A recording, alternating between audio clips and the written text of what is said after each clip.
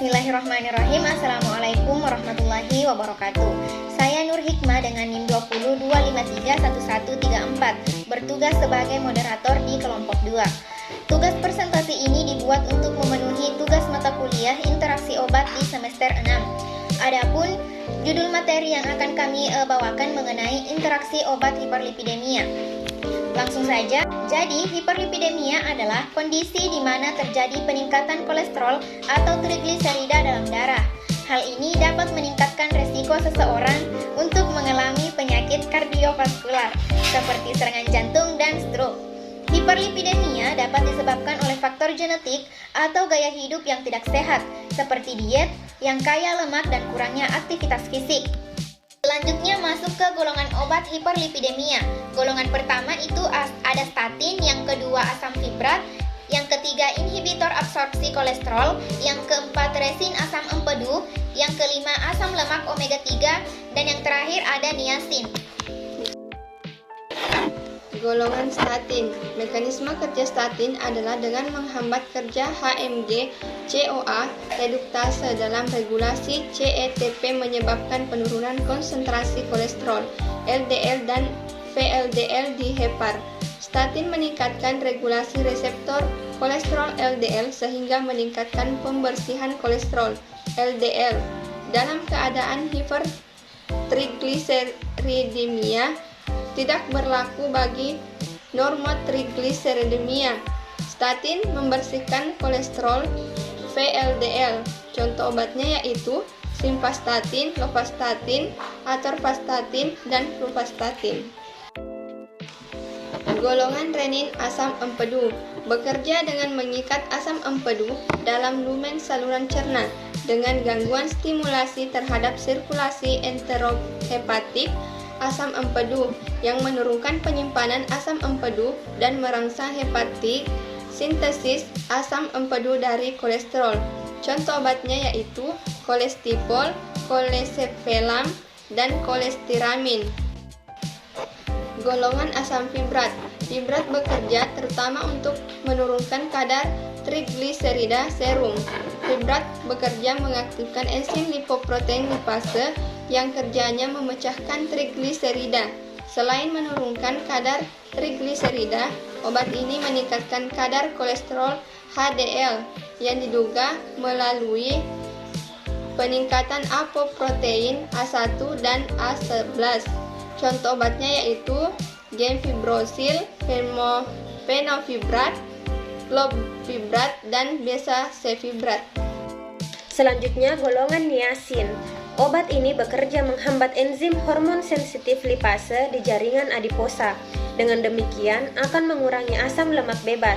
Diketahui bahwa asam lemak bebas yang berada dalam darah sebagian akan ditangkap oleh hati dan menjadi pembentukan VLDL. Dengan menurunnya sintetis VLDL di hati akan mengakibatkan penurunan kadar trigliserida dan juga LDL di plasma. Kemudian golongan asam lemak omega 3. Asam lemak omega 3 akan menekan sintetis trigliserida dalam hati dan dengan sendirinya menekan VLDL dalam plasma. Omega 3 mempengaruhi lipolisis jaringan lemak sehingga trigliserida tidak terbentuk melalui reaksi asam lemak bebas dengan gliserol. Omega 3 dapat meningkatkan clearance VLDL. Dan yang terakhir, golongan inhibitor absorpsi kolesterol. Bekerja dengan memblok absorpsi kolesterol pada usus halus, menghambat secara selektif mekanisme transport pada sel epitel usus halus yang mengakibatkan jumlah kolesterol yang masuk usus halus menurun, sehingga hati dapat meningkatkan asupan kolesterol dari sirkulasi darah dan membuat kadar kolesterol serum akan turun. Selanjutnya ada interaksi obat, yakni interaksi antara obat simvastatin dan amiodaron. Signifikasinya yaitu mayor, kemudian jenis interaksinya itu farmakokinetik dan metabolisme. Mekanisme interaksinya itu penggunaan amiodaron bersamaan dengan simvastatin dapat meningkatkan risiko terjadinya miopati. Amiodaron dapat mempengaruhi enzim hati yang bertanggung jawab untuk pemecahan simvastatin. yang disebut sitokrom P450-3A4. Hal ini dapat menyebabkan peningkatan kadar simvastatin dalam darah.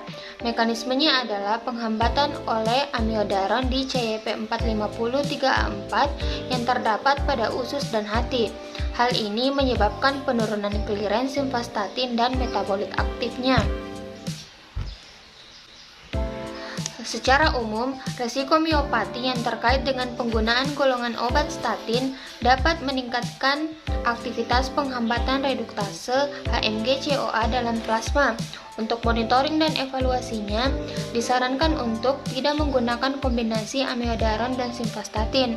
Apabila harus digunakan kombinasi, perlu dilakukan monitoring ketat dan dosis penggunaan simvastatin tidak boleh melebihi 20 mg sehari. Bila digunakan kombinasi dengan amiodaron, dosis kombinasi kedua obat ini harus ditimbang dengan hati-hati terhadap potensi peningkatan resiko miopati termasuk rhabdomyolysis. Selanjutnya, interaksi yang kedua yaitu yang antara obat kolestiramin dan glimepirid. Signifikasinya yaitu moderat dan jenis interaksinya yaitu farmakokinetik. Mekanisme interaksinya yaitu kolestiramin dapat menurunkan efek hipoglikemik dari beberapa sulfonylurea seperti glimepirid dengan mengurangi penyerapan dan resirkulasi enterohepatik. Penggunaan kolestiramin dapat menurunkan absorpsi glimepirid di dalam usus karena kolestiramin dapat mengikat glimepirid yang tertelan sehingga glimepirid tidak terserap dengan baik ke dalam tubuh. Hal ini dapat menyebabkan penurunan efektivitas glimepirid dalam menurunkan kadar glukosa darah pada penderita diabetes. Untuk monitoring dan evaluasinya, apabila dibutuhkan kombinasi obat, penggunaan glimepirid harus diberikan setidaknya 1 jam sebelum atau 4-6 jam setelah kolestiramin. Selanjutnya, interaksi antara obat gemfibrosil dan warfarin. Signifikasinya yaitu mayor, kemudian jenis interaksinya farmakokinetik, dan mekanisme interaksinya yakni gemfibrosil dan warfarin memiliki mekanisme yang berbeda dalam metabolisme di hati. Gemfibrosil menghambat enzim CYP2C9 di hati yang bertanggung jawab untuk menghancurkan warfarin.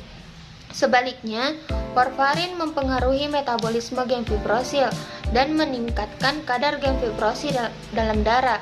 Akibatnya, kadar warfarin dapat meningkat, mengakibatkan resiko pendarahan yang meningkat pula.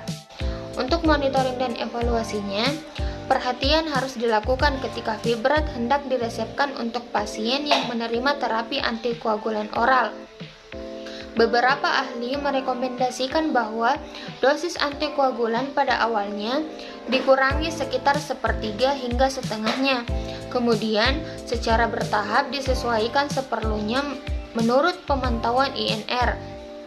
Pasien disarankan untuk memberitahu dokter jika mengalami tanda-tanda potensi antikoagulan berlebihan, seperti pendarahan yang tidak biasa atau berkepanjangan, memar, muntah, perubahan warna tinja atau urin, sakit kepala, pusing, atau kelemahan.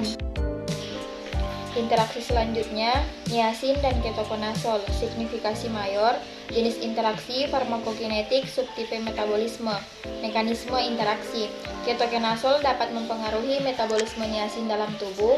Obat ini menghambat enzim CYP3A4 dan CYP2C9 dalam hati yang berfungsi mengatur metabolisme niacin, sehingga penggunaan ketokonazol secara bersamaan dengan niacin dapat meningkatkan konsentrasi niacin dalam tubuh secara signifikan.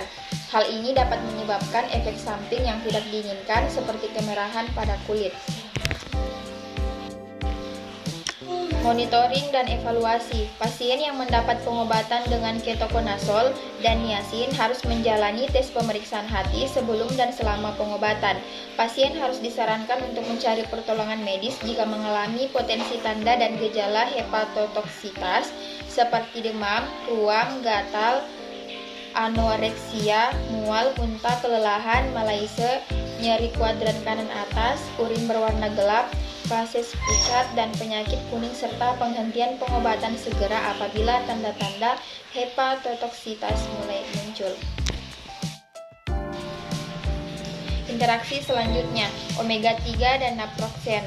Signifikasi moderat, jenis interaksi farmakokinetik subtipe adsorpsi. Mekanisme interaksi, penggunaan bersamaan omega 3 dan naproxen dapat memperburuk efek samping naproxen pada lambung dan saluran cerna. Naproxen dapat menyebabkan peradangan dan luka pada dinding lambung, sedangkan omega 3 dapat meningkatkan produksi asam lambung. Akibatnya, dapat memperburuk risiko luka lambung dan gangguan pencernaan. Hal ini dikarenakan omega 3 dapat mengurangi pembentukan trombin, kadar plasma.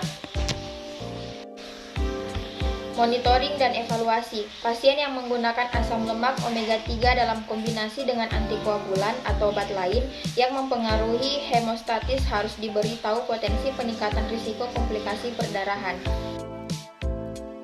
Itulah paparan materi dari kelompok kami, lebih dan kurangnya mohon dimaafkan.